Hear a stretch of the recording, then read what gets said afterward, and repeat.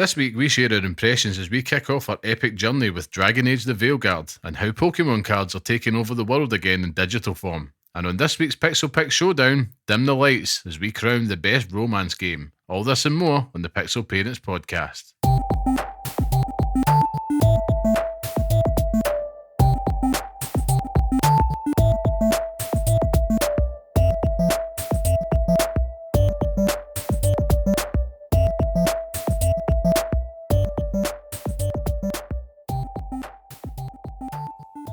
Hello and welcome to the next episode of the Pixel Parents podcast, the show that discusses all things gaming from the perspective of parents.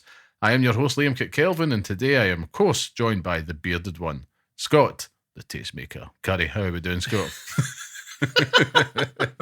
Oh, it changes every time. Keep you on your toes. It does. I don't know what to expect. I'm very well. You know, no complaints. Mm-hmm. Absolutely no world-ending events have happened in the last 7 hours. Nothing at all. Nothing at all. Well, let's just pretend that we're in a world where this hasn't happened yet. Yeah. I like the feeling of sander in my head. Yeah, it's good. But no, apart from impending doom, I'm pretty well. It's been a pretty good week. I'm only working 2 days this week, so living a dream. Monday and today, and now I am off for getting ready, feet up for the PS5 Pro. It would delivered at 5 o'clock when I would normally finish. God, I DPD hate me, but I'm very well. How are you? Good, yeah. Absolutely no sense of impending dread or that a superpower is done. Nor am I fearing for friends and family over there. Everything's fantastic. I mean, nothing's happened. It's all fine. Everything's great, and there's no bad. I'm sure every single podcast it's like being recorded on this day is like, fuck. I know. It's like that video you see online where it's a man wakes up out his bed and he just starts shouting fuck, and it's just like it's him going through his day, different points of his day, and he just goes and then falls asleep. Aye. It feels a wee bit like that, but I'm here for it. I'm going to embrace the chaos. Yeah, I mean, listen, if we were really desperate, I've said this before, we'd just pivot to one of these nonsense grift casts. Let's do it. You know me, I'm ready for anything. Can we live with ourselves? Probably not. Would we be despicable shills? Yes, of course, but no. I mean, I'm ready to be Elon Musk's best friend. I can't even say it out loud. I can't even say it out loud. If you were to offer me every penny in that man's bank account to be his friend, I couldn't take it, honestly. It's like he's a total dweeb. Aye. But I digress. Taz time.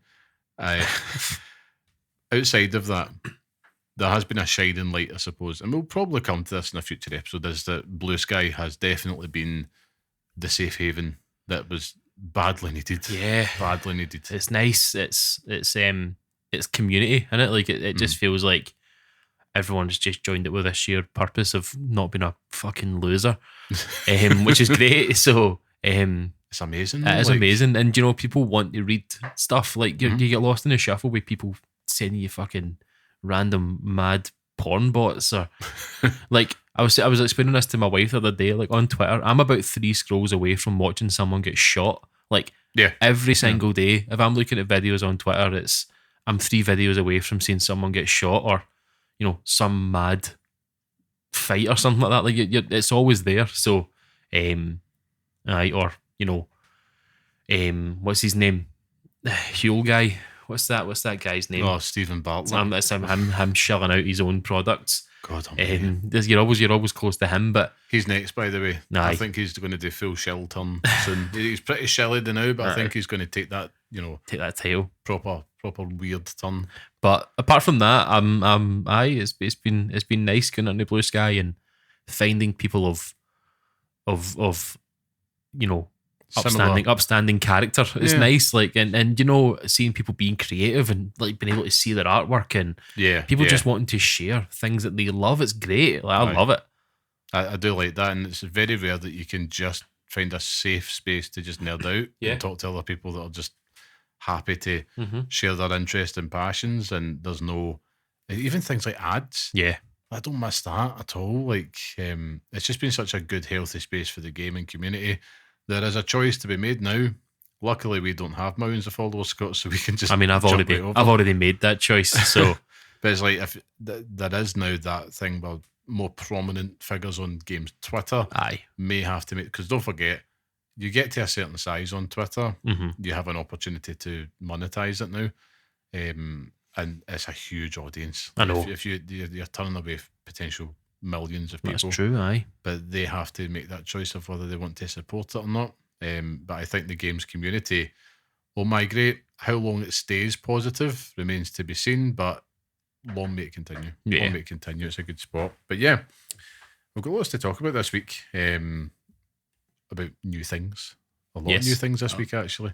But before we do, I think we should get some housekeeping out the road. Of course, for those listening, this is the Pixel Parents Podcast, the weekly podcast by parents who game for those who do the same, where each week we discuss all things gaming whilst raising little ones.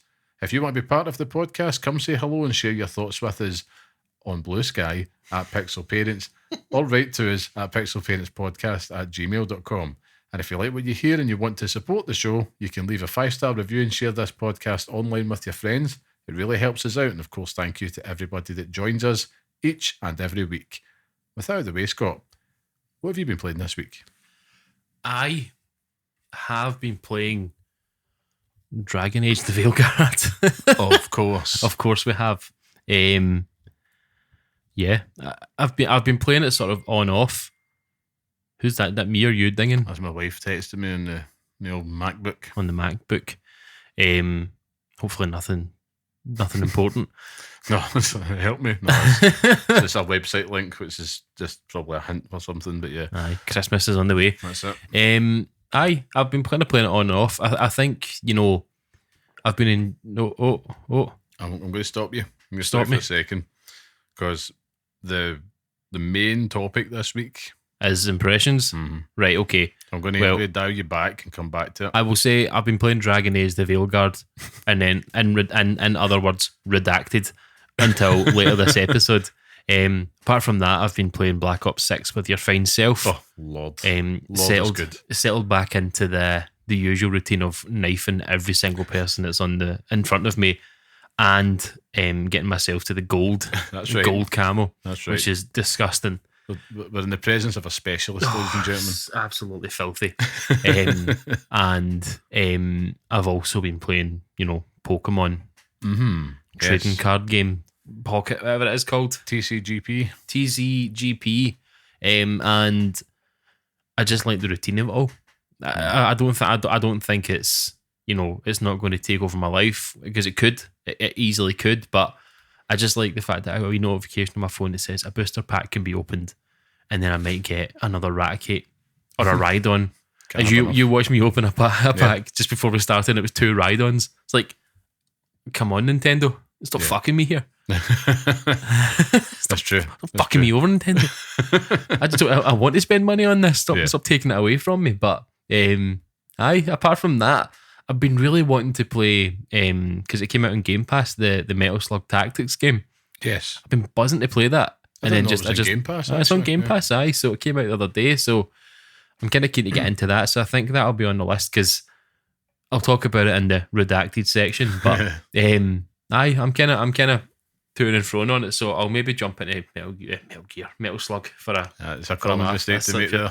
God damn it. But no, that's been me. Nothing else really exciting, to be honest with you. Pretty straightforward. I've had a pretty good week myself. Obviously, I've been playing Redacted, which we'll come back to, but I found that I've been to and fro a lot in between Black Ops 6 as well, which I think last week I said I was on an 8. Honestly, I think I might be up to a 9 now, the more that I've played it. It's just because you found your gun and you're enjoying playing it now. PP. So, I mean, for listeners, you don't have to suffer through the pain of when Liam has a bad round. It's biggest dreadful. Injustice. It's dreadful, man. Honestly. It's like Trump in 2020 when he loses a game, but it was rigged, stolen. It was the game was stolen. Everyone's hacking. You know what I mean? It's true, but I think I found a groove with the game. I think I said this last week. I've still to find the rhythm. Yeah, I very much view Call of Duty as a rhythm game, oddly, because I'm a weirdo. But it's just like, you see them left trigger, right trigger, move, and all the rest of it. And it's like, right, okay, and you get into that kind of snappy rhythm. Obviously, being a drummer, that's how my brain will work. But it's been fantastic, and I think the deeper you get into it, and the more it starts to open up to you, and you get more options. And that, like you mentioned, like creating a build that's all around knife kills, and creating those, like you mentioned last week, little mini metas for yourself. Oh man, it's good. And there is a couple of stinking maps on it, I have to say. But they're really showing their ass now. Aye, I mean, they are showing their ass a bit now. But Black Ops 6, I mean, if you have Game Pass, thoroughly recommend it. 100%. The best Call of Duty has been in a long time, at least for a generation, you know, which is lofty but deserved. And we got my first piece of hate mail on COD as well, which was good. Yes. Do you have it to hand? I remember it, and I remember it perfectly. Okay. It says, "You're fucking shit." Jesus. Like, fine, fair dues. But it was nice. I've settled on this build with a knife and shock charges. So like I'll throw a shock charge, and then when I see it pop, I'll run over and stab them, and it's so much fun. That's an excellent tactic. It is the stupidest thing because it works. It is the daftest thing on earth, but and we'll probably find you'll see later it works. But I'm having so much fun just fanning about with it. It's great. It's brilliant, isn't it? Like, it's such a good thing to do at the end of the day. It's actually superseded a lot of my sessions that would probably use on Dragon Age. If it came out a month ago for Black Ops, it's like, I've been sitting playing that every night, but now we're like that. Just jump on. Just play COD, aye. And we've obviously found, we're obviously up at 4 a.m. playing it, finding more times to play it, but won't linger on that. I've also been playing Pokemon TCGP as well.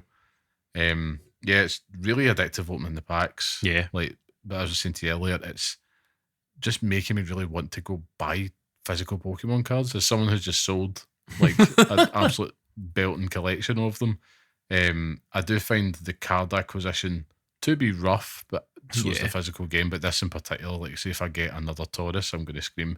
I don't even think I have a Taurus. Honestly, despite being the proud owner of a Charizard DX, which I managed to, like, that's me done. Finished the game now. Off I go. In fact, even here tonight, I opened up a mad shiny Snorlax. Like, unreal, man. Pretty jammy.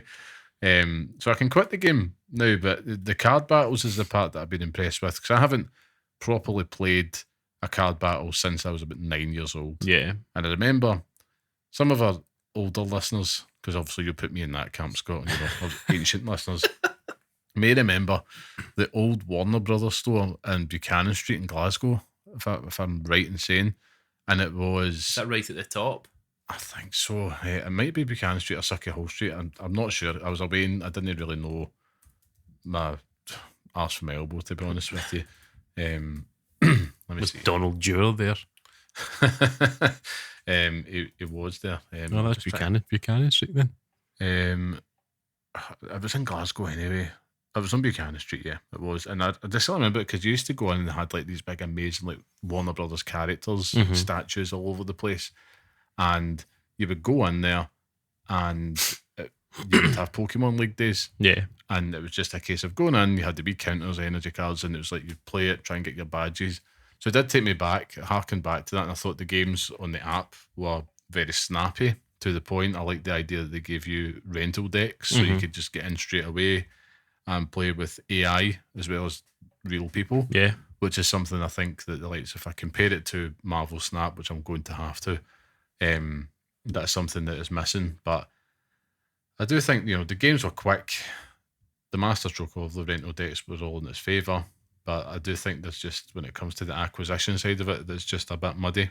Yeah. It feels like all of these games are predatory. They're all after your money. Like, there's not a single game with microtransactions that isn't, so they're all in the same boat. I just feel that they've probably could have simplified the microcurrencies within it. And I'm hopping in between things and they're doing their utmost to kind of keep you engaged. It's like complete missions and all the rest of it. Simplify it. If anything, that's made me appreciate Marvel Snap a little bit more in terms of the simplicity of the check-ins in that game.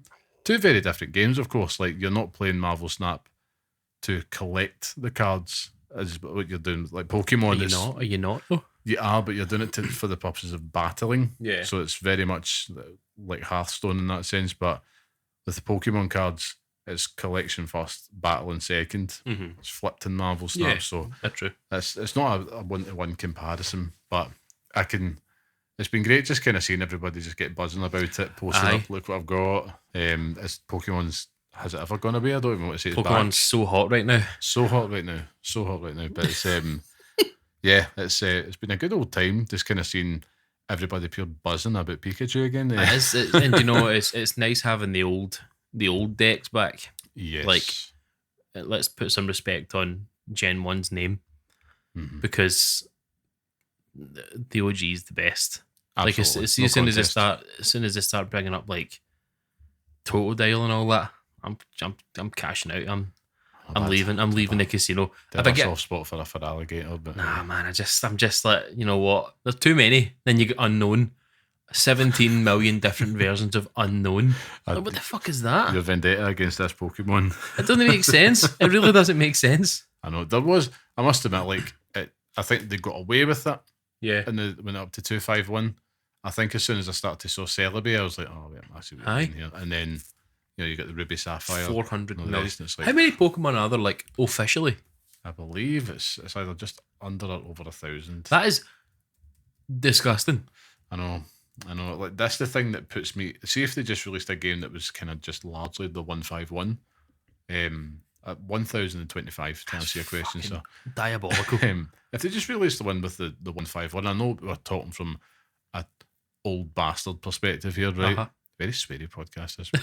And I keep on swearing and not even realising it. It's been a day, folks. So angry. It's been a day. So angry. You know what I mean, the world's going to pot. Who cares about censorship? Yeah, woke nonsense, as they would say. Let's beat them at their own game. Anyway, I digress. But I think an original 151 game that's not a remake, would be absolutely tremendous. Just do it well. Like, that's 10 times, almost 10 times the amount of original Pokemon, right? It's probably 7 or whatever, but it's a lot more. The vast majority in that 1,025 Pokemon there are filler trash, including a Pokemon that is actual trash. And like sheep. Like, when did Pokemon just become animals? Always was, I suppose. No, but like they were always by bugs. They were always a wee bit different, though. Like, I don't know. You had like Arcanine or Growlithe. Growlithe, right? It's like it's a Dug, a fire Dug, but it's like then you've just got Mareep, a sheep, like a fucking sheep. What is that? There's no sense. I know. I'm honestly I'm going for Pokemon here, because this is where we start sounding like Pokemon boomers. It's true. Like, it's totally true, and that's better than my day. It was 100%, because you could have people who could tell you 150 odd Pokemon. Like, you could have somebody who could go through the entire Pokedex and could name them one by one. Very smugly as well. Like, there's Pokemon that I've probably never seen before in my life. Guaranteed. So it's like, I mean, I think I probably checked out after Gold, and then I came back to it. I played X and Y. Played X and Y, but before that would have been Diamond. I think I'd played. Ruby, Sapphire, I didn't play them until the remakes, because at that point I was too old for it. It was the one that was in like it was like inspired by like in Britain. That was I don't know, Shield. Aye, just just piece. Just make Pokemon great again. You know what I mean? Like, God Almighty, Paga. I think you've got like Sapphire is the one that I'm playing just now, and I must admit it is really good. Yeah, it just runs terribly. Yeah, and it's a really good one to play with the wee ones. But they don't mind it. You're sitting there going like, oh my God, the frames have dropped to 20 frames a second, and they're not caring. Where is my Switch Pro? Aye, because I was sitting playing it with my son, and then he understood. Like, he got in a wee fight with another Pokemon, beat it, because it is just you could sit and just tap A and you'll do it. And it was like a Caterpie or something, right? It wasn't like high flex gym battle. Then he knows to go to the Pokemon Center, and I'm like, that's amazing, like kind of visual design within a 3D space. And I was like, fair enough, you know. And then he kind of got stuck there and just kept healing them. Like, I think they're plenty healed. Aye. He just wants to get the wee nurse lady to do it. Yes. Or all of our first loves. All of our first loves. Nurse Joy. That's it. I couldn't remember her name. Nurse lady. No Jessie fans out there, no. No. I was a big Brock man. Oh yes, of course. Personally, I was a big fan of Snorlax. Lieutenant Surge. Yeah, that's right. I must admit, like this week, outside that, in between playing that and like Call of Duty, my son has been. I've entrusted him now with when he wants to play games to give him the Switch handheld more. And I've done it a couple of times before, but now I'm just going to keep this purely because it means that other people can do other stuff around it and he can quietly play in the corner and it's not just like dominating the space. Yeah. And I must admit, it's been amazing. And I'm actually really looking forward to Switch 2 coming out because I'm now like that, right, well, this original Switch is definitely going to be his. He's been playing like Super Mario Odyssey with it. Just getting more acquainted with 3D spaces, which is great. And he's been pure buzzing playing Link's Awakening, the remake. He's terrible at it, but he's like he can't stop playing it, and he's like playing it like outside of playing the game. So he's like imaginative play, like, so like I'm Link and blah blah blah, and it's like, all right, cool. So it's amazing just to kind of see that. Yeah. Baby first game. The cogs turn. That's cool. Yeah, and he's not like a hardcore gamer or anything like that. He's still like just dipping a toe. And what I like about it is that he'll come to you after like 20 minutes, goes, Dad, I've played enough. Yeah. It's like, okay, cool. Beat it, I'm playing COD. But there's been a lot of that this week, which has been pretty cool. Outside of that, though, like you said, tomorrow's a big day. Yes. At the time of recording, it came and went. So yes, true. The PS5 Pro will be time of release. Time of release. Sorry, yes, on Friday. It'll be out in the wild. Everybody will be listening to this podcast playing on the PlayStation 5 Pro, I hope. Or tweeting about how they hate the PlayStation 5 Pro from their Xbox fan accounts. I don't get it, man. Spider-Man 2 looks marginally different. Like, okay. Yeah. Fine. Like, if I want to play it, then that's cool. Listen, it's Spider-Man now has puddles in it. It does have puddles. I can't wait. Splish splash, taking a bath. I can play Alan Wake 2 with ray tracing on. It's like fine. That one cool. looks particularly good. Yeah, I have to admit. Oh, Alan Wake, you need to jump in now, man. Don't worry. The water's there. The water's good. The water's good. Well, they're technically not good, but the water is definitely there. The water has ray traced reflection. Mate, honestly, yeah. I'm absolutely. I'm going to swear again for no reason. I'm absolutely buzzing for it. Like, I've gone from having no excitement for this console to now being like, here are all these old games that I have no time to play. Well, that I want to play.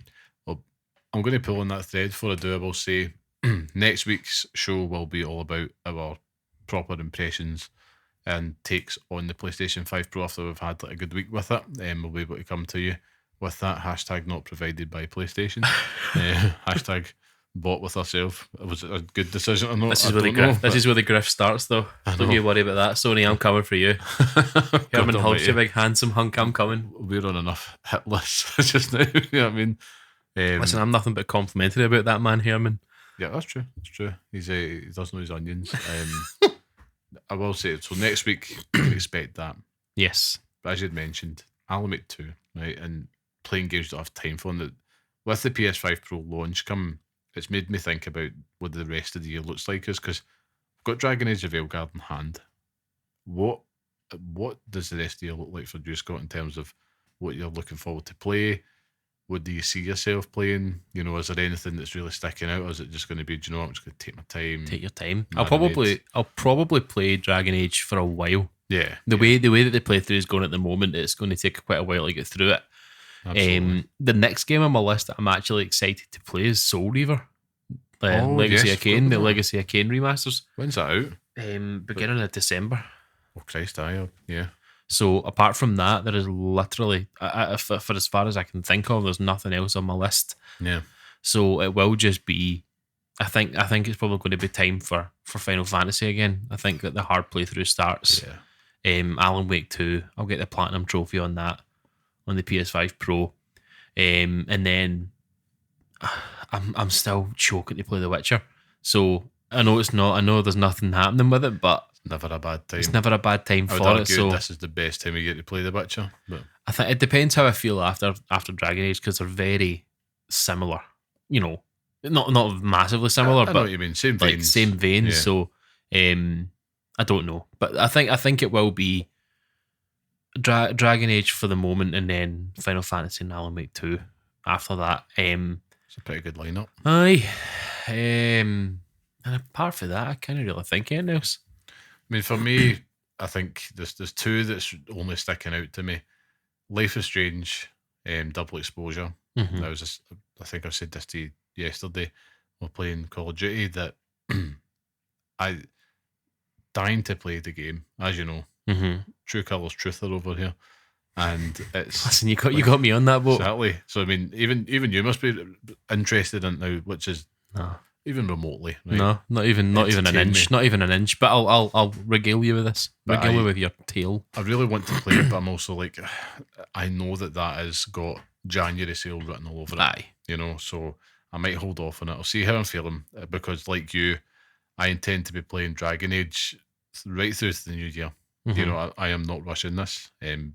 But outside of that, Indiana Jones on Game Pass. I mean, I think I'll try it, but it's on Game Pass. All of the previews and stuff like that haven't really excited me. If that wasn't on Game Pass, I don't think I'd be rushing out to buy it. Yeah, and I am a big Indiana Jones fan, but I'm like, this is one where I'm definitely like feeling the benefit of having my Game Pass subscription. Yeah, even though I feel like Black Ops 6 is more than paid for itself at that point. So it's all bonus, and hey, I make no apology with it. That's the whole point in the service, isn't it? 100%. But I think they're the only two new ones. Outside of that, you know, I do see a lot more Black Ops 6 on the horizon for me. I'm hoping to pick up Alan Wake 2 and whatever sale. There'll be a Game of the Year sale type thing. There'll be a January sale. There'll be something where just even if it's not a 10 or something after, it's like, right, okay, I'll dive in, especially with the PS5 Pro enhancements now. So good. And outside of that, I'm just planning on enjoying the PlayStation 5 Pro. So I've got Last of Us Part 2 is top of the list. I want a replay of that. And I've been dying to for months, and I thought we'll just wait now. Horizon Zero Dawn Remastered, which I've got there, dipped a toe in that, but like it looked fantastic again. Just want to experience that. And Demon Souls, I'm dying to go back to Demon Souls. Oh god, this now means I'm going to have to come with you on that ride as well. Yes, I'm kind of thinking do the platinum on it. There's a few things. It means I'll have to play it to get back up to speed, but we went far off it. It's not a hard platinum to do. No, I don't think so. Compare it to what we did with Bloodborne and stuff. Yeah, that's true. Aye. And outside of that, there was one other which I've forgotten about, which I've still to finish. Final Fantasy 16. I've still to go back to it. And I know there's no pro enhancements on it. And I am intending on going to 7 Rebirth again, because I want to see it. I want to see it without the smudge. I want to see performance. It's Tifa's massive baps and glorious 4K. Oh man. Let's just say what we're all thinking here. Like, let's just say it. Let's put it out into the world that we all want to get back to the Costa del Sol. Get to the scene where we all get dressed, and that's it. Turn the game off. And then, in fact, not even that, get to the Golden Saucer and see Dio flexing his muscles for everyone. I was going to say, Dio or Barrett's guns. Get the two of them in there. Guns. Get the two of them in there. And let me see Barrett's. There's just, that game's gorgeous already. You can literally see the pores in Barrett's face at points. Well, were you like everyone else, did you play it in performance mode? Aye. So it's like, it was still gorgeous and it had its moments, but I can't wait now for us to go back. You can see like the beads of sweat. Yeah. Like go down Barrett's forehead and stuff, and it's like, there we go. I'm saying nothing. Well, you get your head at the gutter. I'm saying nothing. It's listen, I'm the font of the world at the moment. Everyone's saying that exact same thing about Final Fantasy VII Rebirth because that's all we're in it for. Listen. It was a good game as well. It was great. I can't wait to go back and play it again and see Sephiroth. Oh, and listen to that music all over again. Oh, so even like I've got a lot of open world activities I can go back to and just see Zach. Go back and see the big man. Aye. Oh God, lots there, man. I fucking love Zach Fair. I love him. I love him to bits. It's a platinum on the horizon for you. 100%. And the hard mode is supposed to be horrendous. So I can't wait. I'm actually pure buzzing to get back and play it. So, it's so good, man. Excellent, man. Excellent. I can't wait. Also, what are you doing with your existing PlayStation 5? Selling it the moment that I get the Pro. Yeah. The moment that I know the Pro works and everything's fine, and then it'll be getting sold immediately. I know. I think I'm going to do the same, but I can't be bothered. I know I can't be bothered myself, but it's an extra £250, £300 that will go towards the price of this. So it makes absolute fiscal sense because I mean, I reckon I'm officially the Rachel Reeves of this podcast. for God's sake, it's in politics in the brain. More people at the door. It's it'd be stupid to keep it. Like, where am I? I'm going to have to just put it in a loft and it'll sit. Oh, that's it. I mean, that's what I thought. I mean, I remember ages ago, I thought my original plan was I'll take it up the stairs to my office space and just put it there. But I was like, that isn't a good idea. Particularly right now when there's a particular crunch time in work. So I'm like, the last thing I need is a convenient distraction sitting there. So yeah, it's just selling it. And I think I had already, there'll be some other people who may be listening might be thinking the same, which is why I bring it up. So it's like the options are there, and I'm intrigued to see what is your weapon of choice, because you obviously get CEX and they do give you buttons, so it's about 240, 260 you can chase yourself, and you need to have everything. You need to have the stand. You need to have all the controllers, all the cables, everything that comes with it. So mine, I'm going to sell it with the 2 black plates on it, but I was thinking Gumtree and stuff like that as well. But if I'm looking at it right, a refurb PlayStation 5 with a disc drive would probably be about 400 quid. So I'm like, or maybe just a wee bit more. And I'm like, you could easily be charting the door at 350. You know what I mean? I think it depends. Like, if you look, because most of the time if I'm selling things, like anytime I've sold anything else, lowball it, eBay immediately. Like everything I sold this year with the PlayStation 2, it was all on eBay. So I have been just looking for how much it would cost or how much people are buying for right now. When you've got PlayStation 5s at the moment, the most recent PS5 being sold is going for £300, which isn't bad. Yeah. So, and then you've got others coming up 285, all the kind of usual stuff. So that's a tremendous bargain for a PlayStation 5. It is, aye. That's almost £200 less. And I think I'll probably throw in a couple of games in with it as well, because it's just stuff that I'm not. I remember in the lead up to the PlayStation 5, and I punted my PS4 Pro. Because obviously we're adult parent gamers. Thriftiness is top of the agenda at all times, because if I loathe paying full price for anything. And that's not a like don't pre-order games spiel. It's just like particularly hardware. If you can get it cheaper, just try. Yeah, just do it. And so I sold out. I remember I got rid of my Series S and my PlayStation 4 Pro.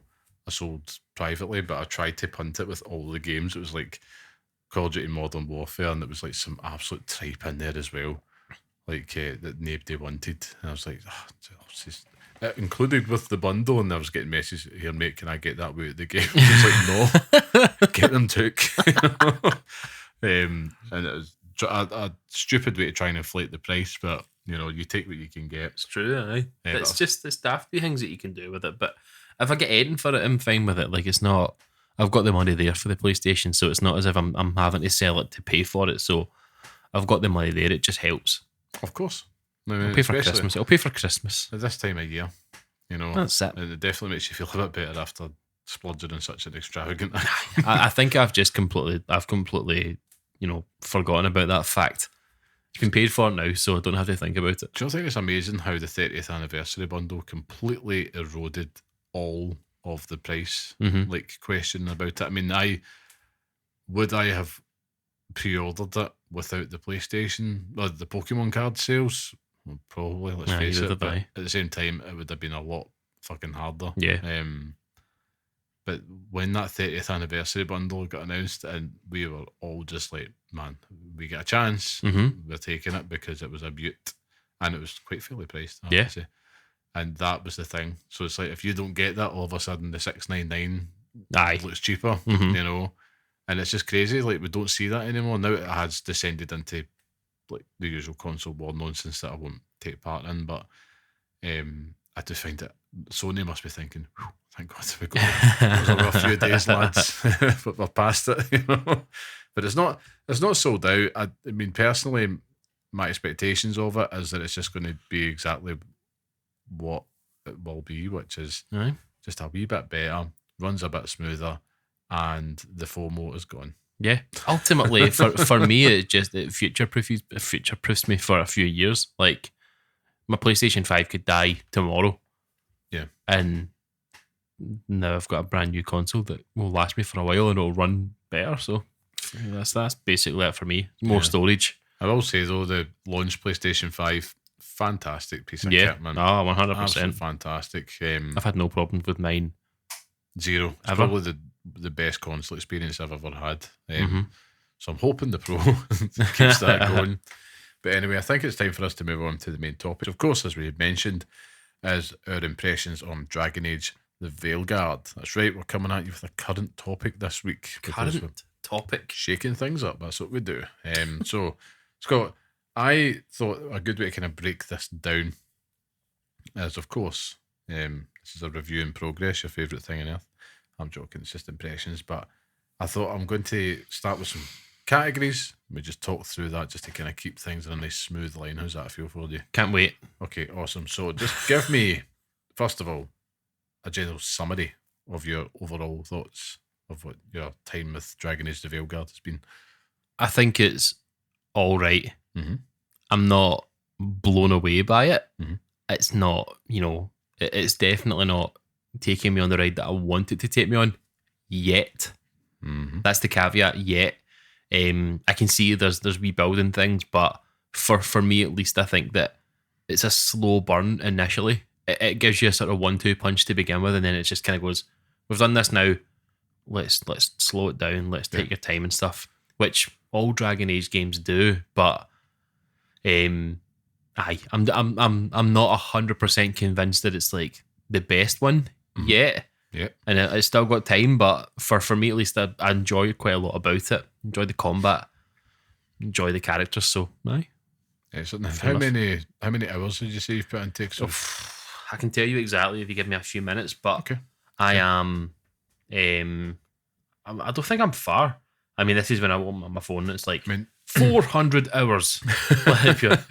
He's completed it twice. 20 hours, apparently. Wow. I mean, that's interesting that you say that because, and I should also add, this will be spoiler free, so I'm not going to touch on beats that's happening because I know people that's the main attraction, isn't it? It's funny you say that, the 20 hours, because I thought I must have played this for a handful at best. At least that's how it feels. I've played it for 12 hours apparently. I know that is mental, and that's also telling me that this might have, good potential. Yeah. Like something that I'm really enjoying, because if there is a game that I'm like that, and I'm with you, it's kind of like, it's too early for me to say which way it's going. But I feel like I've barely scratched the surface. If you've lost that amount of time into it, that's crazy. It's whether or not that's correct though, because I know I've left it on sometimes. So, it's not like it might be inflated. It might only be 10, 12 hours. I think I'm maybe a wee bit ahead of you. I don't think I'm far ahead of you. So call it 13. Okay. I don't think it's much more. I mean, I'd say in summary, like I'm enjoying my time with it. I think the story feels a little bit more to the point, like the opening than previous games, particularly Inquisition and even Origins as well, I have to say. Still building the party. Yeah. Really happy with that in my time so far with it. But my aim is still to marinate in this game. Just let me soak. That's it. So what I've been doing is I'm stopping to read all the codex items. I am exploring every little, there's an extra wee path there, and there's some gold, that type of stuff, and just trying to just gather every inch. Yeah. Drink it in. And, I've been waiting 10 years for this game, so I'm like, I do not want to... I had to run through it. I don't want to play this for a review. If that makes sense. Like, I don't want to blast through it, because that's been done. Like, it wouldn't benefit us, wouldn't benefit our listeners for me just to blast through it and not give an authentic account of it. But there's just some things that I just want to really enjoy it. And from 100%. what I've played, it's not putting me off, but I know, like, it's like I'm at the foot of the mountain. Yeah. I'm at the foot of the mountain. There's a lot there, and I don't know what's ahead of me. It could get better, could get worse. I'm not sure. So I'm not going to be sitting here and pretend going game of the year after that amount of time with it. I mean, there's of course like the stuff that I really enjoy. There's some things that I don't. But we'll get to that. But next on the list here with our impression, Scott, is character. Right. I want to know about your character. My character. You've created and your journey. I hate him. I hate everything about him. So I go into these games obviously wanting to create Sting, the icon Sting. From the police. From the police, yeah. Roxanne! That's the whole game, just looking for her. But to get to the point, I make the face, he looks so much like Sting. It is disgusting. Get to the face paints. Doesn't have face paints options for it. Right, okay. So the face paint options in this game are atrocious. Like the choices they give you, so many options where you can make characters big, small, kids who climb on rocks, but can't make your character, give your character white face paint with black on it. It's impossible. So would you have to change the skin tone to be as to be as white as possible? Then you have weird WWE face paints where it's like a certain design and you have to try and kind of fart it around it. So it's not good. Dragon's Dogma 2's character creator was significantly better for it. Yeah. Don't get me wrong, some of the options that you can make are great. So I ended up just taking it back to my character from Inquisition and just creating an offshoot version of the Canary that I had there. So I've made my Canary character in it. Right. Who looks, I don't even know how to describe him. It's just a weird guy. Yeah. With quite a handsome face. It's like a handsome man with canary horns. Honestly, but the way that he interacts with people, I always want to have this stern approach because he is a canary. Yeah. But then you press the option for the laughing one, and he's big stupid smile on his face, and it's like, you look so stupid. Yeah. But he's a character. Do you know what I mean? I can change his appearance, I'm pretty sure, so I can go and do it in the actual game. So I might do that. So what background did you pick for your man? Can't mind. Did you give him a name? Did I give him a name? Yeah. Nah, I don't know. Sting. It might actually be Sting. Okay. I might have called him Sting just because. No, I think I called him similar to the character that I had from Inquisition. It was he's a descendant from him from my own thing. Right. Okay. So I've just kind of made him I think it was Karas or something like that. So I think I've just named him that. What are the options for the history ones? There's lots. I can tell you about the one that I picked. I think he was in Shadow Dragons or Grey Warden. He's a Grey Warden. He's a Grey Warden. Aye. Because I didn't want to make him pure too deep in the Coon part of it. So he's not part of that, but he kind of follows in the same footsteps as the character from Inquisition. Right, okay. I think he's just missing a mustache. Now that I think about it, I think he just needs a beard or a mustache, and you'll feel so much better. Got to get back to that murder in the lighthouse, man. Aye, but do you know the only thing that bothers me about the characters in this game, and it's my character as well, and I put it on Twitter, they all look like they're from Disney's Dreamlight Valley. They all look too cartoony and nice. There's no ugly in this. Do you know what I mean? You got to make a character ugly. No, I do. So I'll maybe go and do that later, but that's my character. A big, massive tash. I think that's what it is. He's missing a mustache because he's too handsome. Well, everybody needs a good mustache, in my opinion. For me, I think I must have spent about 45 minutes to an hour in the character creator alone, creating my rook, named Esha the River. Yeah, Esha the River, because your surname's derived from your background that you pick. Right, okay. So Esha, she is this badass elf with the most fabulous hair. Oh, right? The hair physics in this game that I want, Scott. Right, it's just long locks of absolute sheeny hair. It's fantastic. So this is what I'm going to do. This is a fantasy that I inhabit now. Not envious at all. But I usually opt for a warrior class, but I thought to myself, I'm just going to try shake it up a little bit. Oh yeah, Scott showed me a picture of his man now. Weird, handsome face. Yeah, he's actually oddly all right looking. It's not good. Not a bad thing, but Aye. I like the makeup that you're going for though. I know. Well, that was supposed to try and be Sting, but didn't work. It's more of the world, you know, Yeah. it does fit. But what was I? I'd usually go for a warrior class in any other Dragon Age game that I play, but I thought I'm going to go for rogue this time, just because I wanted to focus on more quicker movement. Yeah. And that type of reflex-based combat. And I'm delighted I went with that, because we'll come to the combat later, but I'm happy, because I'm just thought I always default to just like, what's the default option? Warrior, do the shield, that type of thing.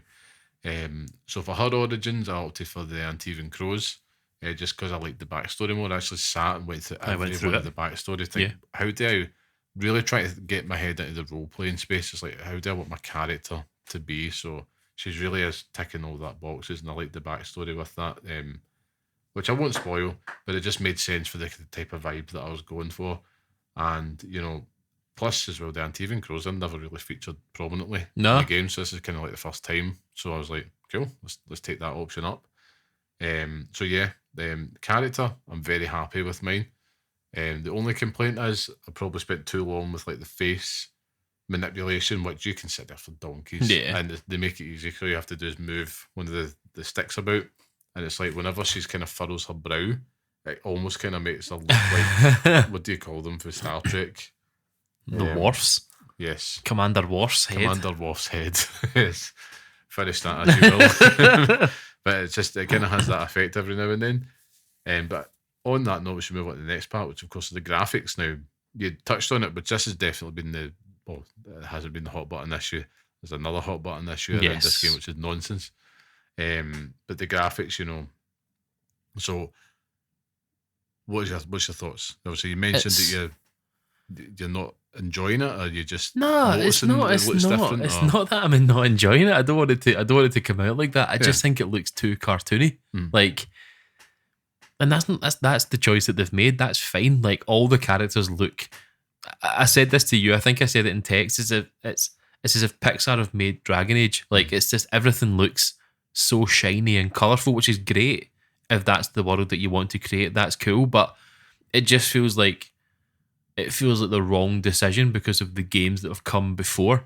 Like, do you know what I mean? But ultimately, you know, it's not a bad thing. Like, they've created this world, and the places that I've been so far are full of life and full of colour, and there's loads of different things. And oh god, yeah, it's gorgeous. I mean, it's the best looking Dragon Age game by far.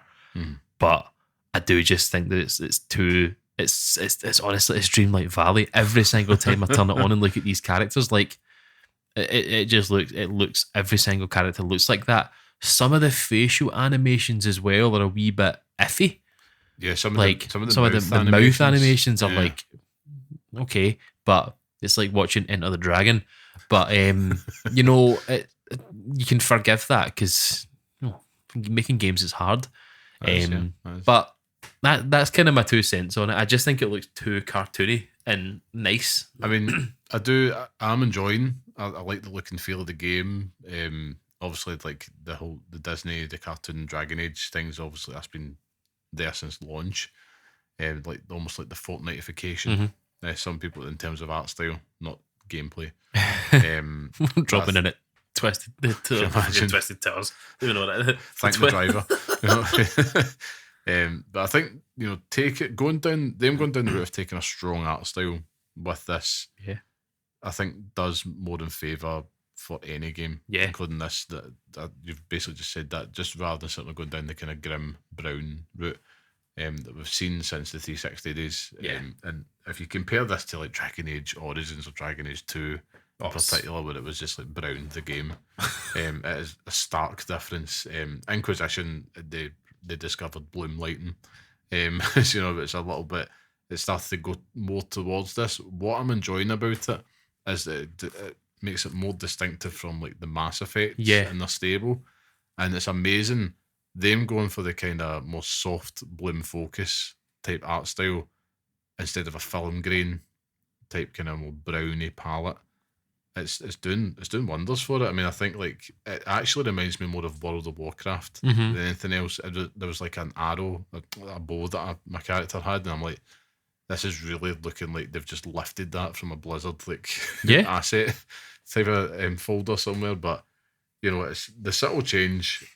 I think it just looks lush, man. Like the Frostbite engine is flexing on this, particularly in the environments. Like you walk in, you're like, Jesus, like it's the type of game where I'm very happy to be experiencing it on an OLED TV. 100%, yeah. It's like, oh, okay. Yeah. I see you. Yeah. I see you. And hey, like I get it, it's not going to be everybody's cup of tea, but I do think them actually trying to just tweak it. I mean, if you're like you're seeing, Varric, you're seeing Solus, they look like they did in the last game. No, not really. Got different light. No, really. I got the Solus looks identical. I'll give you that. But Varric looks obviously Varric looks, and he's got a significantly different. The beard is fine. I bet it's a non-law specific beard. The beard is fine, but it's like, why has he suddenly started using just for men in the time between Inquisition and now?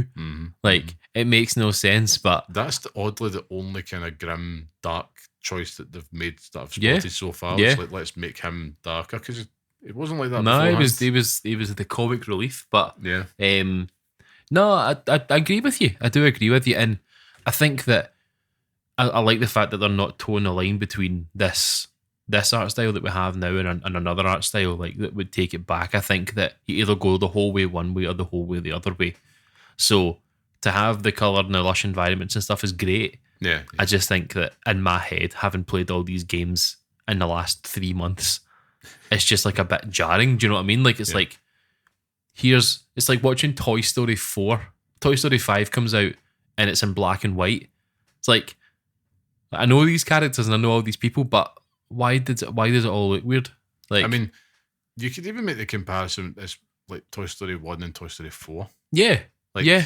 Because, I mean, that is mental. Yeah, completely different. Even though in your mind's eye, you're like, that's the same. When you go back to the original Toy Story, it's like, whoa, we didn't understand textures. And then Toy Story 4, it's like they're taking the piss, like, with how good that looks. Yeah. Like, but yeah, it's, I would honestly say, as you're playing the game, it's not at the forefront of my mind. No. If anything, I'm almost overwhelmed at how good the game looks in the moment-to-moment gameplay when you are like, cameras behind your character. Yeah. It's probably more going to stand out in the dialogue scenes. That's the point for me. Is when you're face to face with another character and they're talking to you, it's like, that's it, and then immediately I'm over it. Absolutely. Well, I think we should move on to the combat. Now, this is definitely the one. This is a big one for me and everybody going in. Just what's your thoughts on the combat before I start waxing lyrical on it? So for me, because I never touched on the class, so I went for the usual warrior route because it just fit the character. Oh, absolutely. Big, canary wielding a massive hammer just felt right. Oh, yes. And that's all I do. I don't bring the shield and sword out. It doesn't come out at all. It's just bring the thunder. It's just this big hammer. And it feels fine. It feels all right. The only time where I felt, I've actually truly enjoyed a fight, because it all just feels like you're just battering folk and that's it. Feels a wee bit like two that way, where it's like you're fighting hordes of enemies and then it just stops. I today, so I was telling you this afternoon, I had on my lunch break, I played Call of Duty, but after I finished work, I had a wee half hour to myself before, my wife and my daughter came home. So I was like, you know what, I'll stick on Dragon Age for half an hour. Aye. And I accidentally went into a fight with a character who was level 25. Oh my God. And I had that red, the red skull and crossbones things. It's like, you should not be here. And it was like a battle in Dark Souls. Yeah. And it was great. Like, I had to maneuver around the character, get in there, do what I can, use the abilities of the other characters and stuff as well. And it really gave me the hotkey stuff for that, where you're like holding L2 and pressing the buttons. It really gave me like a feel for that, where that felt more like a rhythm, where I knew like 30 seconds I can use character A and then character B can follow up. Yeah. And it felt great. Like, I've not felt that the whole time I've been playing it until that moment. And then I beat him and it was like, oh my God, this is it. This is exactly the way this should feel. Yeah. And it felt great. So, initially till that point, it just felt I'm walking through these battles. I might actually change the difficulty in it.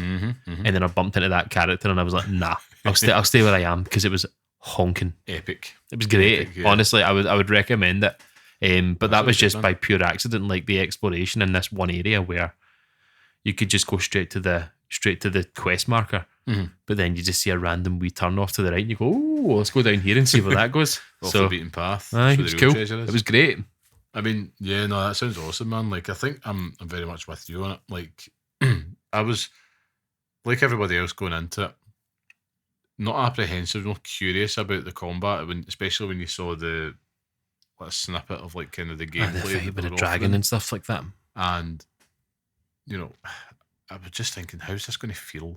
How's this going to feel when the controllers in your hand? And for each Dragon Age game, they've kind of made the combat get almost a little step further away from the tactical combat as each game goes on. So the tactical combat days of yore, I feel that they're definitely over behind us now. Yeah. And what's replacing that is something that's a little bit more tactile and responsive. I actually like how punchy that it all feels. You know, BioWare games, cards on the table, they're not known for their combat. No. That's not why we're here. But the more I'm playing, the more I'm actually oddly reminded of like a almost God of War like type experience. 100%, aye. You know, and it's not that, this is going to feel like God of War. It's not that. It's just something there that's reminding me. It might just even be the buttons that you're pressing, the kind of moment to moment of the combat. When you play as a mage, do you get like a sword and shield class or anything like that? I don't know, so I'll need to check out and see. So when you press down on the D-pad, it doesn't change your weapon or anything like that? I'm not sure. Right. As a warrior, because when you talk about the comparison, I'm playing as a rogue. Oh, right, so you do. Right, okay, so that's live. So does it change anything when you press that? No. Right, so when you play as a warrior, you have two weapon classes. So you have a heavy weapon and you have a sword and shield weapon, and you can change them instantly. So you press down on the D-pad and it changes. When you play as a warrior, just talking about the God of War comparison, you can throw your shield at folk and it comes back. That's and you can, awesome. But you have this thing where you can kind of pinball it. Yeah. So you can kind of bounce it back and forth and stuff like that. So it's kind of just like it builds off that. All the combat, like with that combat today with that guy, it felt more God of War than anything else. God of War, Dark Souls, you know, made love and had a baby. It was this combat, like it was great. So, but yeah, I totally agree with you with that. I'm kind of shocked at how much it has clicked. You know, just to me screams that they've set out to modernise the game. Aye, and some of the tactical options are still present, like you had mentioned before. You can still hold R1, or I think it's R1, and you can then get your characters involved. Like, you know, just stop time and just have a look at the battlefield. I want to target this enemy. I want to stack your abilities, and that is really cool because especially in some fights, it can feel quite clutch or just defining. And, you know, just firing out your own abilities as well, and then just kind of mastering. Like with Rogue, it is all about getting in quickly, getting your attacks in, bowing back out. So you're just dodging, slashing all the way across the place, and then you've got cool like abilities where you're like hurricanes of knives and all that as well, and doing like necrotic damage and all that as well. It's like you can really start to see how they're wanting to build it, build in everything together. So it's this kind of symphony of cool abilities. But I think, you know, it does probably share a lot more in common with like the Mass Effect series in that regard, you know, in terms of how the later Mass Effect series, 100%, yeah. And I think, you know, for fans both old and new, I think there is definitely going to be something that they'll enjoy within this combat. I really do think that they've nailed it. I have to say as well, even just play as a warrior for 2 hours, not even that, probably within the first half hour, and you get access to the best ability in the game. Like, I'll put my hand on my heart and say this is the best thing that anyone has ever done in a game because it's so good. Like, there's moments I literally had to stop playing and laugh for genuinely about 5 minutes because it's so good. I'll need to show you it. I'll show you it, but it's great. Like, I don't want to spoil it for anyone, but I will check it out. I'm wondering to see how much you can maybe like create hybrid classes as the game goes on as well. More on that as we progress, but it does feel dynamic. It feels fun. I think as well on the difficulty, I started off just on normal and I did push it up a bit because I felt at first I was like, I'm obviously really good at this game. You get your ass kicked and it's like, right, okay, but they do have a customizable difficulty option in there, so you can really tailor the experience, which I thought that is fantastic. Particularly if you're someone that maybe does want a little bit more of a hardcore challenge, but maybe you want to tweak things, maybe you want to put more damage output towards your companions and less towards you, you can do all that. Yeah. Which is great. And or you could just, take the tailored ones, which is like, I just want a story experience. Fantastic, so you can be as sweaty or as chill as you like, which is good news for anybody that's considering it. Now, this next one won't be a long one, okay, but this one is my biggest gripe so far. It's movement, right? Most basic of things. But I'm not vibing too much with how your character just walks in this kind of semi-spaceman jaunt. There's something about it. And I know this isn't something new to Dragon Age, right? But there's something in this that just feels a little bit like a little bit too floaty at points, and I can't put my finger on it. So what I'm finding is I'm sprinting everywhere. That the same thing. I'm the same. It's a very stupid thing because it's a small. It's just purely. It's funny. It's funny you should say it because I've got something as well on it. Right. Okay. But I think what I will say, I do like the movement in combat. Yes. I like how my character's just like literally darting about the place in and out. Mantling's pretty cool as well within what I can see available to us. It's not quite Assassin's Creed, but I mean, it feels, again, it just telling me that the game's just trying to not feel as wooden as previous ones did, because it did, even like as recently as Inquisition, moving about. Brutal. Some of the points you have to jump to the side of a mountain and you're like sliding down and all that. Exactly. It's hard. I mean, so that, again, is not much of an issue here, which is good. Just feels a bit awkward when you're just doing a basic. Yeah, no, 100%. Aye, very odd, great, but it's just a me thing. Like, yeah, no, well, it's funny you should say it because I've got a gripe. I don't really mind the running and stuff like that because I will just run everywhere. Like, it doesn't matter. On my Dual Sense Edge, I've got it on the back bumper, so I can just flip the left bumper and that's me running. But when you mantle, so if you jump from a ledge to another ledge, and you have to pull yourself up on it, it's like, can that not just be a wee bit faster? Like, it's so annoying. Yes. And it happens every single time. Like, you have to stop and watch your character, fair enough, pull himself up onto a certain thing, but it's like, I'm going to do this for 60, 70 hours, and this is going to annoy me every single time. Yes, and even you have to jump a few gaps in it, of course, as well. And it's not an exact science. No. Like, there's sometimes I'm like, I should never have made that, and I did. And then other times I'm like, what? I've taken like a 3-mile run up to that and I've still failed it. But again, skill issue, as we always say, but it's weird. The movement just, and again, it has that in common with the other Dragon Age games. It's movement is a very minor gripe that I have with it. In terms of the story, I'm not going to give away too much, but I'll just say that I'm enjoying it for what I'm getting so far. Like, it's keeping me breadcrumbed along, which is all I can ask for at this point. The real meat in these BioWare games comes in the connections you make with the characters at the end of that journey. Yes. Are they memorable? Are you wanting to pursue romances with them? Does it feel organic? I mean, you don't pursue romances with every character. No. Is that just me? No, you're just... I'm the whore of the Orient. Remember that game? Yes. With this, the story parts of it, it's done a good job of hooking you in with things that you know already, especially one big thing that you know already.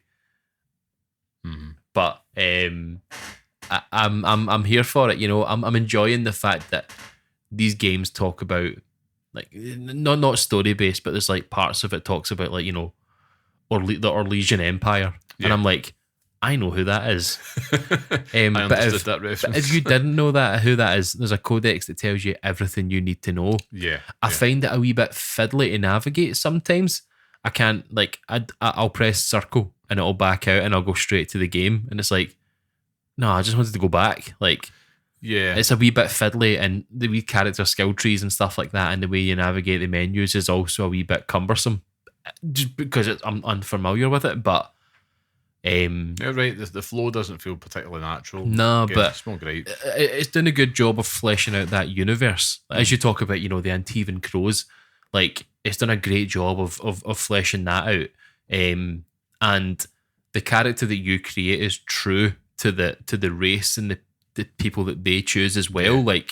I like that in games where it's like, it's not just generic character who interacts with everyone. It's like each character has their own wee interactions with you and the way that you are. Like, a lot of my characters talk about me as a canary, and it's class. I also like the wee options that you have when you're having like dialogue options with characters, and there's like more to it because it's like it's cool. Personal. Like, it's great, but from what I've got with the story so far, I'm interested to find out what happened next. So yeah, that's all you can ask for, really. Yeah, and I think, closing thoughts, I think, I'm pretty happy with what I've played the Dragon Age Veilguard and my opening time with it. I think I've seen enough here to say if you're a Dragon Age fan, you're going to be happy. You're going to be happy with it. There's a lot to love in there. There's a lot to like in there. There's very few things to hate in there. That's where I'm at just now. But that could change because I've not spent a lot of time. Yeah. What surprised me is how linear it can feel at times, and I mean that in the sense that it feels punchy and a bit more to the point. Like, when I am trying to explore stuff, I'm not feeling particularly overwhelmed, and I'm not like, okay, there's little things to distract me. But the game's absolutely funneling me towards like this golden path a lot more than what I felt in previous Dragon Age games. Now, that might be a good thing over time, might be a bad thing, but I can feel that has been a decision made at some point. It doesn't feel as expansive yet at points. Don't get me wrong, it's still huge at points. It's still huge, but I do think that you're it will come. Like, there's opened up, but it's opened up. But it's from where I am at the moment and what I was doing, last night into this afternoon was, I've got this mission to go and do, and I've now started to explore Area A, and I'm like finding stuff within that area. It's like with Inquisition, you would go to different areas and there would be loads of stuff to do within that one area. Yeah, I've found that the area that I'm in at the moment, there's an absolute load of stuff to do, and there's loads of wee quest markers and stuff and loads of wee things to build into it. So it has opened up, but I get what you're saying. Yeah, like it's not bogging itself. It's not like with Inquisition, you drop into the hinterlands and you've got an entire map to run through.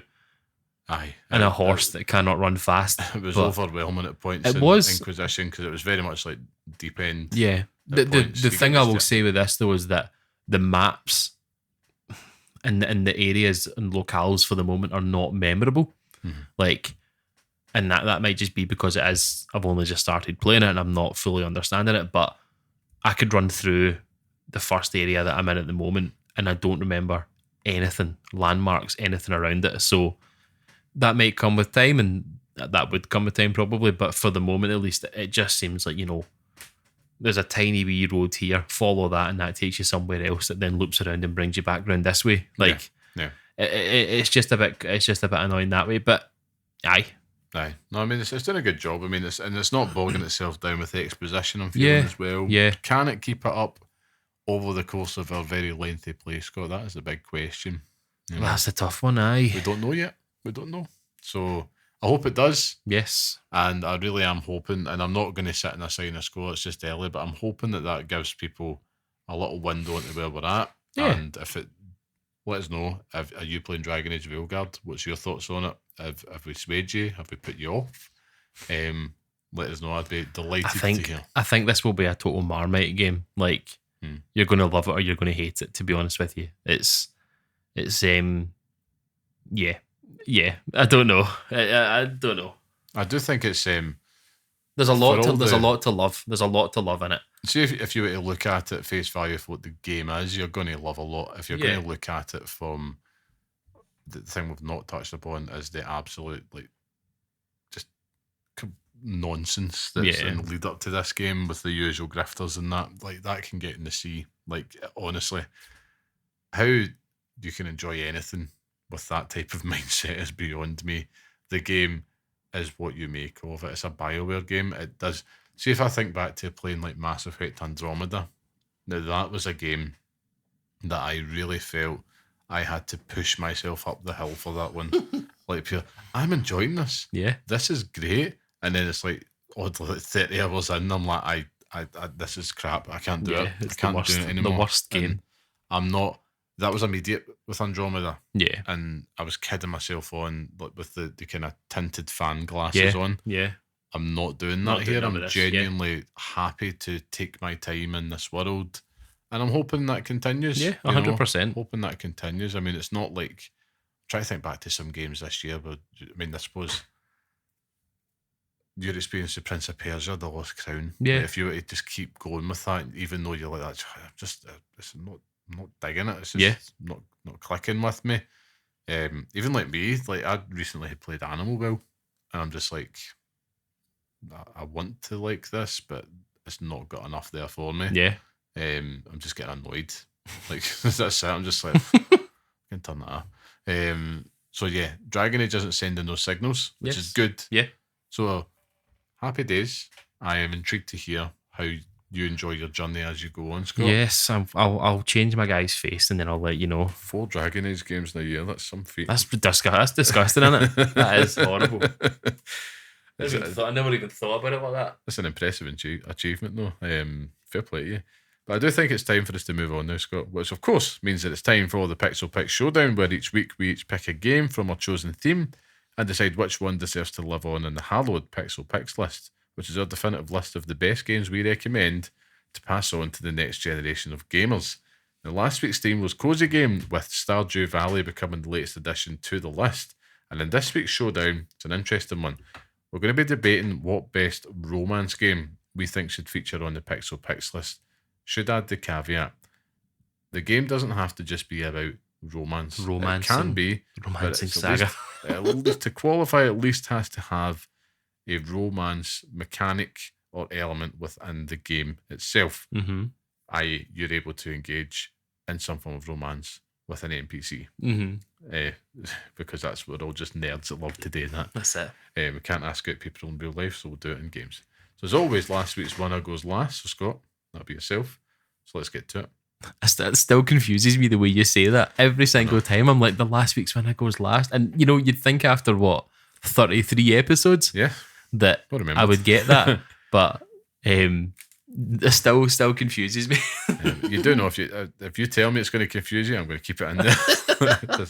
This is as close to my heel turn as it gets. So I've got 2 games here, right?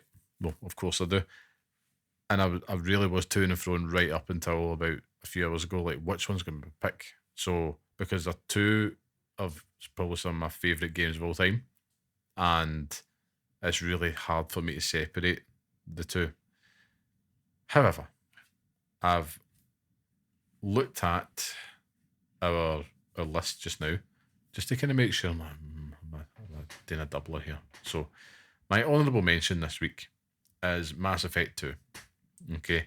I could have picked 3. Yes. But I didn't, because I had to go with my personal favourite. Is Jack in that one? Yes. Right, okay. And the romance options in 3, yes, they might have, you could argue, had more weight with the story. Yeah. And kind of like how your character feels in the ending events of it. Can I stop you for 1 second and just say I've never finished Mass Effect 3? Well, guess what? And let you your agenda. Let you continue. Okay. Maybe that'll be what I'll do next, because I played 1 and 2 recently. Did you not buy the collection? Bought the collection, but I never played 3. 3 is fantastic, right? The actual ending was polarizing. At the time, I remember playing it and I thought, yeah, I'm happy with that. Like, I did not see what all the boil piss is about. Anyway, do play it. I will play fantastic. I remember when I got to the collection. This is now the BioWare, honestly, the BioWare road trip. They're good for a reason. But Mass Effect 3 has some of the best moments in that entire series. I mean, I've played them. I've just never finished them. You should. So good. I really enjoyed the last mission. Anyhow, Mass Effect 2, I had to go with my personal favourite. Same as everybody else. So Mass Effect 2 was the one I think that really turned everybody onto that series. No pun intended. And I think I just cared more about the characters in the moment, particularly when it comes to the romance side of things. Just because I'm sad. And I think you could, for the first time in the series, romance aliens, I believe, as well with Mass Effect 2. So I remember, of course, trying to charm Miranda and eventually giving up on my first playthrough because she felt too extra. so Liara became Bay. Of course you did. Of course you did. But I mean, this is a game I've played a few times, right? So remember this. just constantly romancing Liara. Romancing, absolute perv playthroughs. But in other ones, I have romanced Jack, Ashley, Garrus, and Samara as well, just to name but a few. So I was the ultimate, space slag. It was at one point in my life, and Mass Effect 2 is one of those few games I remember buying on different platforms for the sake of it. So I had it in Xbox 360, doing all this romancing, and I went and got it in PlayStation 3, thinking it's different. It's not the exact same thing. But it was an excuse to go back. And I think in terms of romancing, the mechanic itself is very simple. Yeah, you basically just pick and choose the right options. We all know how it works with the dial in the BioWare games, and you're rewarded with a wee kiss on the cheek scene, and then that's it, off you pop, and you're just like, cool. But it's just because of the excellent dialogue and the excellent work that's done around these characters, it makes you want to pursue it. But my main pick this week, it has to be The Witcher 3 Wild Hunt. Now, This is what you looked on the list just to try and make sure it wasn't on there already. I had to, because I'm like, I must have mentioned this, but and I've got a good reason why, right? A good reason why, because for me the romance options has to come down to purely more than mechanics, right? We're talking about real love here, Scott. Real love. It's not just about a mechanical axe at the end of the day. So I thought with The Witcher 3, yes, there's more than the two main romance options, but it always comes down to the two. The two? There's only one, my heart. I know, well, there you go. That's that, but there is two. We're talking about the two ladies, the two main ladies in Geralt of Rivia's life, which of course is Triss and Yennefer. Now, I have played through this game multiple times as well, and I am sad enough to admit that I've pursued all three endings. I go with one, go with the other, try go with both. Don't do that. But my God, it weighed heavily. And I just remember just being so invested in the story between Geralt and Triss and Yennefer, and just trying to make that choice, what I think is like for my choice for Geralt, acting on his behalf. Of course. Like, where should he end up? Who do I think he goes as? Because both of them are fantastic foils for him and his character. And it weighed heavily. It did. Who do you stay loyal to? That's the thing, because he can be an absolute hoormeister as well. Spoilers, if you try to charm both, you're in for a disappointing but quite hilarious end. It's quite funny. But again, as I mentioned, I played through. My personal favourite was the Triss ending, and I enjoyed the mission around that. Yennefer's was pretty cool, but for me, Triss is Bay. That's it. Of course. That's the only answer. And you can be a sleazy Geralt. Oh, you can. You definitely can. You can hook up with others. I'm thinking Kira Metz, and yes. You can even, he loves a brothel. He loves a brothel, so there's that as well. But when it comes to Yennefer and Triss, nothing else matters. The way that the main leading ladies, of course, are portrayed just really made me care about what path I picked with the romance options, and it was more than just let's just chuck it in there. Yeah, like an ancillary piece of the mission. It's just like, throw it in there and appease the fans. It was actually it was a big part of the actual decisions that you made. Exactly, and it had huge implications on kind of where your story as Geralt was going, and effectively navigating the ending for him as well. And I love it for that, because you could tell that, CD Projekt Red really put a lot of care and attention into that option, so that it felt as much as part of Geralt's story, and it had that weighting to it, as opposed to, right, he's feeling a bit randy, what one are you going to pick? Oh, that's it. It's not just that's it. That's why I had to pick that one, because it immediately just jumped out. It was done fantastically well, mechanically and narratively. But what is your picks? My picks. So, romance in games. Now we all know I'm big on romance, Mr. Lover over here. That's it. But it was only ever going to be one of two games for me. I played a lot of games with romance options in my life, but there's two that really hit a mark with me. One of them is already on the list. Oh, right. Okay. So It obviously can't be that, but that is my... Can't it? No, I suppose it can't. That is my honourable mention for this week. Right, okay, let's hear it. And the honourable mention for this week is Baldur's Gate 3. Yes. Now, fantastic.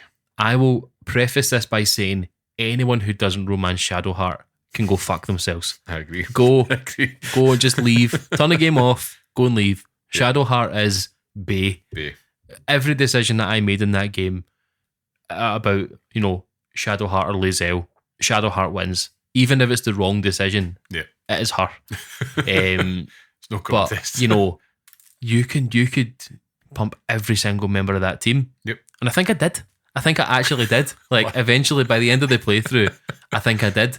But it's just, and even you've not finished the game, so there's one big one at the end that you can do.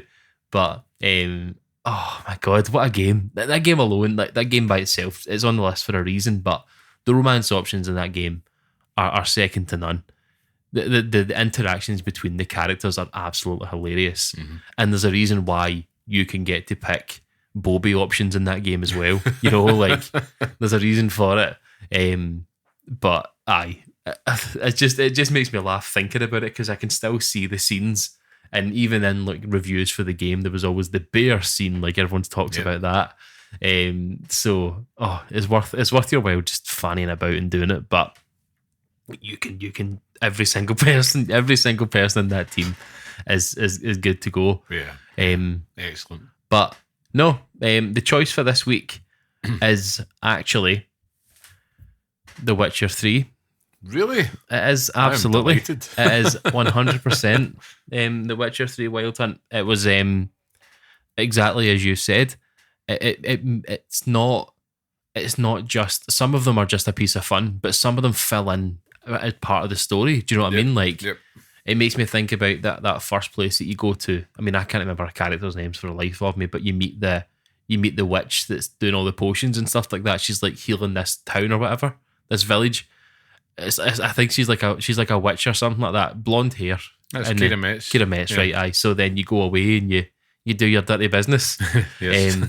And it's just like this just sets the tone. You start the game immediately, and you're in the midst or in the dying embers of a tryst, a lover's tryst. But it's just fantastic. Like. It's the love that you have for the characters, and to get to a point where you've been with Triss.